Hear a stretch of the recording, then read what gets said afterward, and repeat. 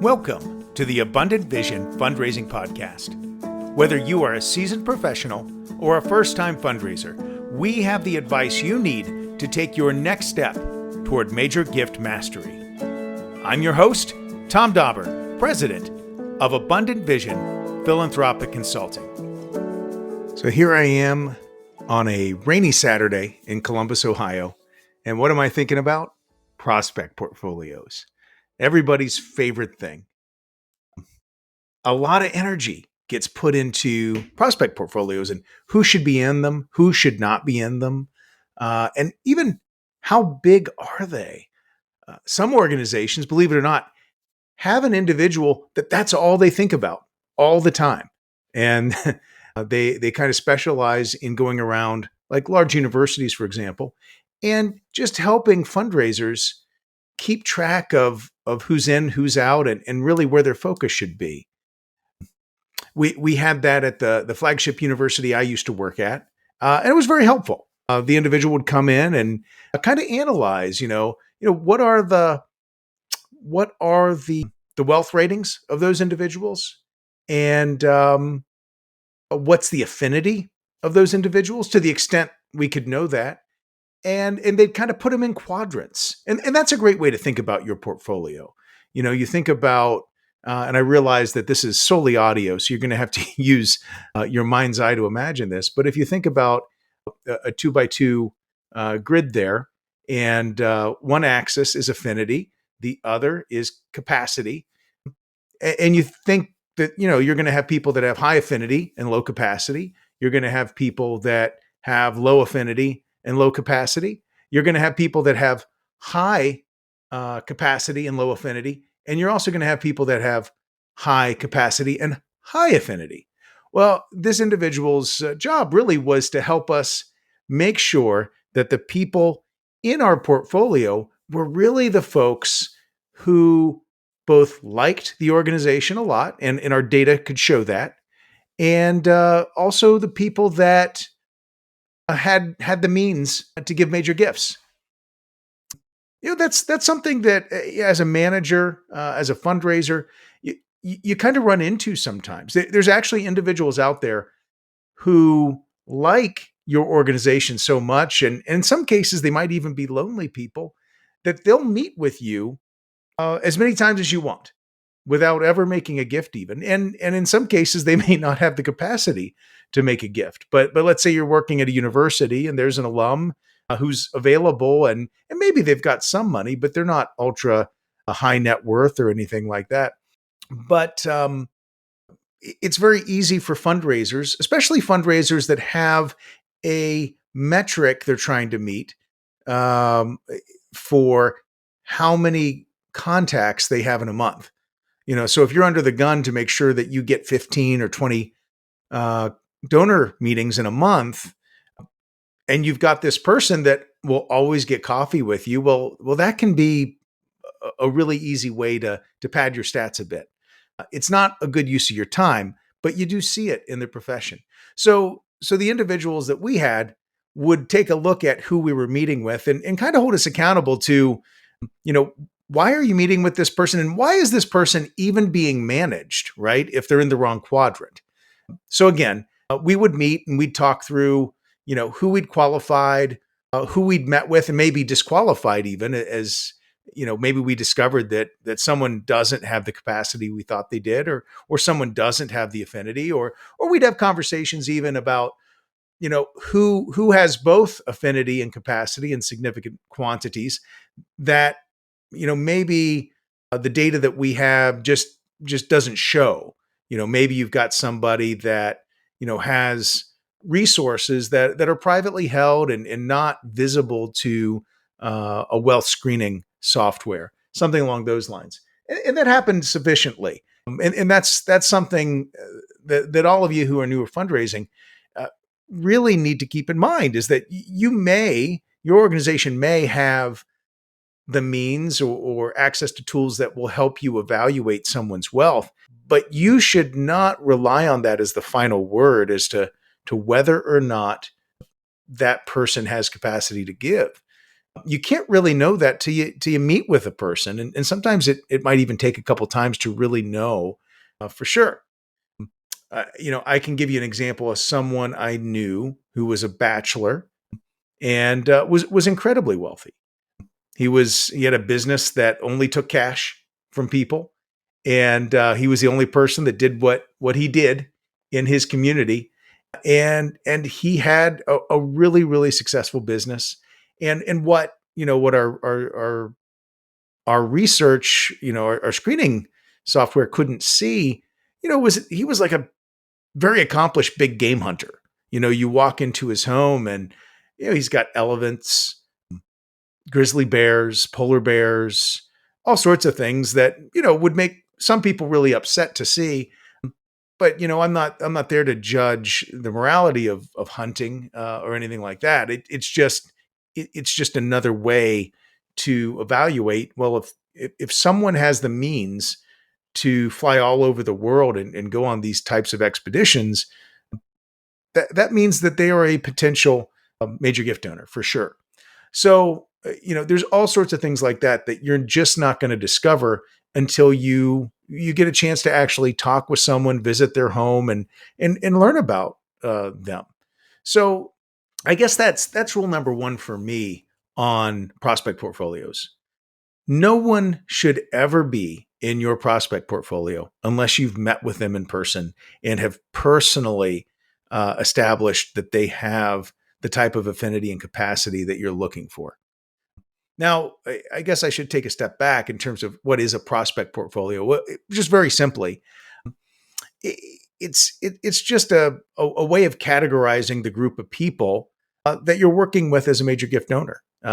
You're thinking about, what's my body of work? What is the thing that I'm focused on to get the results that I need to as a fundraiser? Well, it's a grouping of people that both like your organization and have the means to make a gift. Whatever size of gift you're focused on in your particular role. It doesn't have to be a major gift portfolio. It could be an annual giving portfolio or anything else that you might have. But again, regardless of what you think about a particular donor, you don't know about it until you've confirmed it by talking with them and getting to know them a little bit. So, that's the first thing that I encourage you to do. Now, the question comes up of, well, what's the right size of major gift portfolio for me? So I've had portfolios as large as maybe 200 people. When I first started doing major gift work, I think I probably had one that large. And what I saw over time was that the flagship university I worked for began to slowly whittle that down. And here's why. Ideally, if we're out there cultivating relationships with donors and helping bring people along to a place of generosity, a place of giving, it takes some relationship. It takes some conversation. A major gift isn't something that you can typically just close in one conversation. If it is, that might tell you that it isn't really a major gift for that donor. We're looking for stretch giving. We're looking for giving out of their assets, not out of their income, right? And so those conversations take some time because first you've got to figure out, are they even open to that? And if they are open to a major gift, well, what would they want to support with such a gift? And then what type of vehicle? We're not necessarily just talking about a cash gift. We might be talking about a pledge. We might be talking about a gift of stock. We might be talking about a bequest. And there's other things we might be talking about as well. Could be real estate. All that being said, it takes some time if you're going to do it right. So you should expect that if you have a major gift portfolio, the individuals in that donor portfolio, it's probably going to be 2 to 3 touches per year. In some cases, it will be more. It's just a fact of life that some donors need more attention than others to get to the place you want them to go. I mean, if you've got an individual who maybe they've already made their gifts and you're just wanting to take care of them through good stewardship and impact reporting, those sorts of things. Well, some people, especially if it's a very large gift, you may want a couple touches with them.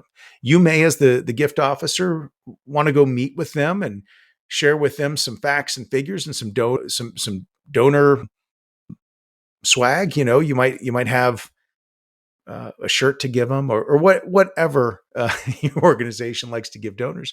But then you may follow that up with a visit from an executive from your organization, or some other team member who can speak more directly to how the gift is making a difference. So there's multiple things that you might do there. But on the flip side, maybe it is just a one-off. Hey, thank you. We really appreciated what you did. Either way, you want to be thinking about two to three touches per person. And they don't all have to be in person. I mean, it could be a Zoom call. It could be, having them to the organization for a big event where you're sitting at their table and you're connecting that way. But either way, those take some time. Those take some planning. And if you got two to three contacts per person, well, if you've got let's say you've got 100 people in your portfolio, right? Well, if you've got 100 people in your portfolio and you're looking at, three touches per person, well, all of a sudden you've got 300 contacts you've got to do that year, right? Well, let's divide that by 12. And I do have a calculator in front of me. Well, that's 25 visits, 25 meetings, I should say, every single month.